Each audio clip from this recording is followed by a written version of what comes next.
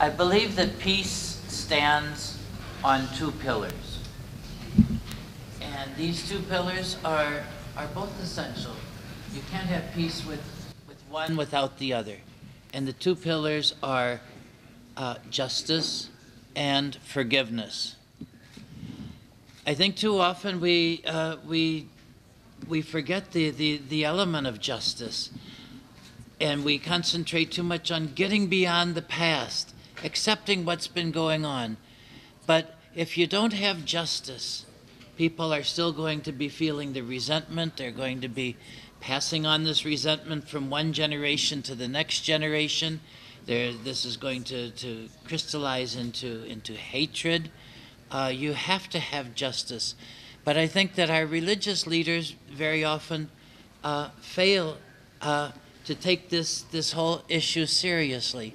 Somebody has, in your family has died due to a drone attack, or your you've lost people in your family due to massacres. And we say, don't demonize the enemy. Don't get beyond it. Live with it. Learn to live for the future. Move beyond it. It doesn't work. You have to have justice, and if we aren't concentrating on that, if we forget that, we're not going to find peace. The other principle is forgiveness. Justice, although it is essential to peace, is not enough, and by itself can't do it, because justice, we can offer people a good package, a good solution, a possibility of rebuilding, but the resentments, the feelings, the strong sentiments of anger, resentment are going to continue. We have to have forgiveness. And I think we underestimate this second principle often as well. We say, I don't find it so difficult to forgive, but I think there is nothing more humanly difficult to do than to forgive. I remember speaking to a woman in Indonesia, and she was talking about how much she suffers from what had happened to her many years before. And I said, well, you have to learn to forgive these people. She said, they killed my father, my brother, my husband. She says, I can't forgive them. I want to do the same to them. Now, she was being honest. And I think there is nothing more difficult than forgiveness for us to do as humans. Now, this is where I believe that our religions can play a positive role in peace building by focusing on these elements of justice and forgiveness. We look back in our scriptures and we find the importance of both of these. Now, we can ask ourselves, is this purely theoretical? Is this the sort of thing that we say to make ourselves feel good? I think we need some examples. There are examples of where religious leaders have been able to play a key role in building peace. And I want to mention just 3 of these if I have time. They're ones that I know personally. First is from West African country of Sierra Leone. You'll remember the terrible civil war that ensued in the 1990s. And as the war dragged on from year to year, the government forces had lost credibility because of their inefficiency, because of the corruption. The rebels at first had a lot of sympathy among the people, but because of the cruelty and the looting that went on, and eventually, even worse, the mutilations that were taking place, trying to prove to people that the government could not protect them. The regional forces came in. They were ineffective. The United Nations forces arrived, but seemed confused about the local realities. Were not very effective in bringing about a peace. As time went on, there were really only 2 forces in society that really commanded people's credibility, and they were the tribal leaders and the religious leaders.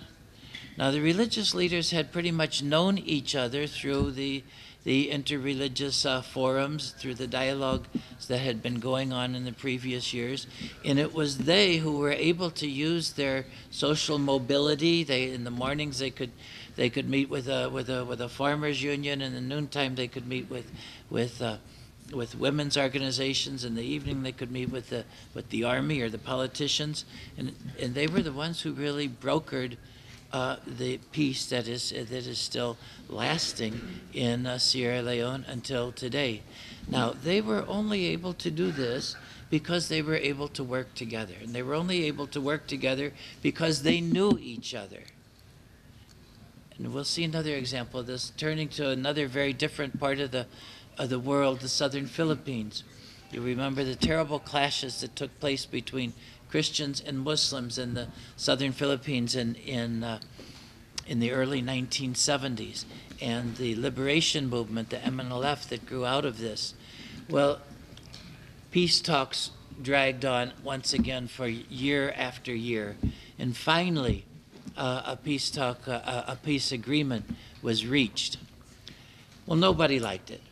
And the Christians were saying, "Oh, they're giving away the islands to the Muslims. We're going to have Sharia law. We're going to have Islamic State, and we're going to be displaced."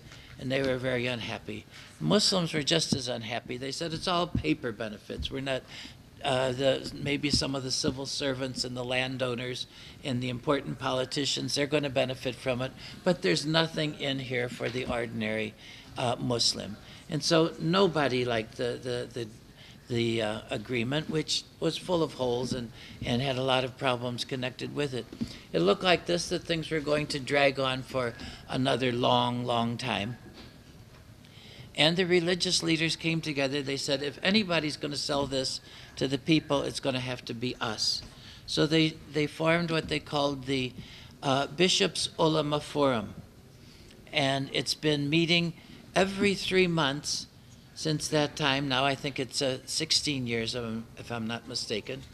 They've discussed every aspect of life in the southern Philippines. They've called in experts, and whether it be land issues, or whether it be environmental issues, whether it be questions of drugs, whether it be questions of military brutality. And they've been making joint statements, which I think is really important. If it had been one group or the other making these statements, they would have been listened to politely and ignored. But when they speak together, and the leaders have been the Catholic and Protestant leaders, the Muslim ulama, and the leaders of the indigenous peoples, making these statements together in the name of all the people, they've been able to have a good amount of influence. Final example I want to mention is, you remember the conflict in the late 1990s in Indonesia. There was quite a bit of violence between Christians and Muslims in eastern Indonesia, in Maluku. I was living there at the time. And I remember one terrible day we had a really awful news, and that was there was a massacre of about 35 Muslims done by local Christians.